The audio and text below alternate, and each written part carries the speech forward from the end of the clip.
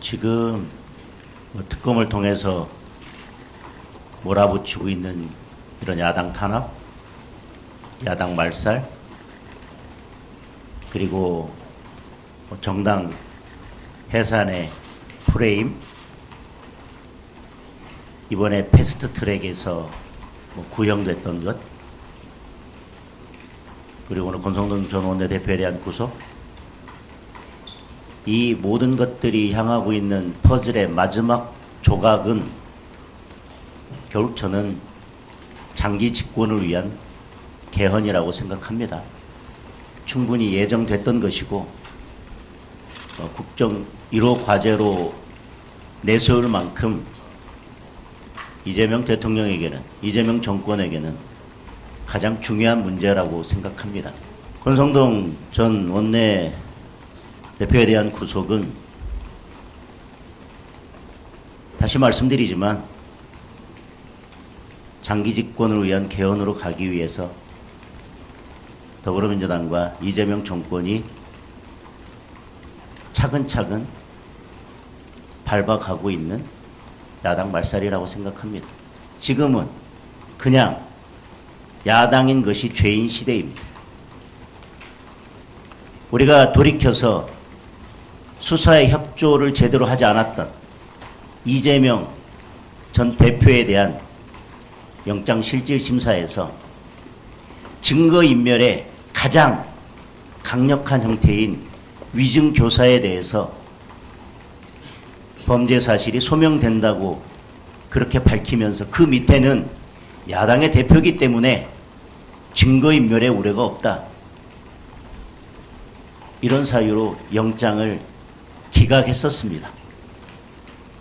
그때는 야당의 대표여서 위증교사를 하고도 증거인멸의 우려가 없다라고 면죄부가 발부되던 시대라면, 지금은 야당인 것 자체가 죄인, 성실히 수사에 임했고 불체포 특권까지 포기했던 야당의 전 원내대표에 대해서 구속영장을 발부하는 것, 이것은 결국 특검의 여론몰이식 수사에 대해서 법원이 협조한 꼴이 되었습니다. 시청자 여러분 안녕하십니까? 통일교 측으로부터 불법 정치 자금을 수수한 혐의를 받는 권성동 국민의힘 의원이 어젯밤 구속됐습니다.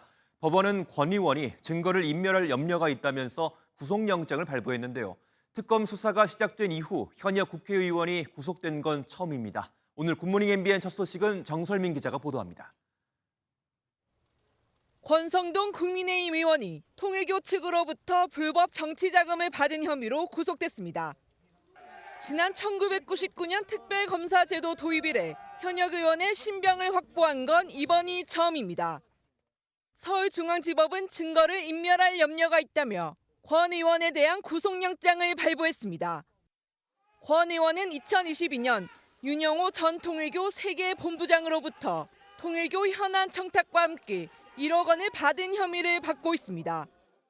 특검팀은 영장심사에서 윤 전 본부장이 동석자에게 보낸 신뢰할 수준으로 지원했다는 문자 메시지 내용을 증거로 제시한 것으로 알려졌습니다. 특검팀은 구속영장 청구서에 정치 권력과 종교단체가 결탁해 국정을 농단했다며 국회의원으로서 청렴 의무를 위배했다고 적시하기도 했습니다. 국회 체포동의안에 스스로 찬성표를 던진 권 의원은 영장심사 출석 전 결백을 주장하며 특검 수사가 거짓이라고 날을 세웠습니다. 정치 권력과의 이해관계가 얽혀 있다는 점에서 문재인 검찰이나 이재명 특검은 동일합니다. 저는 그때도 결백했고 이번에도 결백합니다. 구속영장 발부 직후에는 옥중 입장문을 통해 이재명 정권의 정치 탄압이 시작됐다며 자신의 구속이 첫 번째 신호탄이라고 주장했습니다. 친윤계 핵심인 권 의원의 신병을 확보하면서 윤석열 전 대통령과 통일교의 유착 의혹에 대한 특검 수사에 탄력이 붙을 전망입니다. MBN 뉴스 정세민입니다.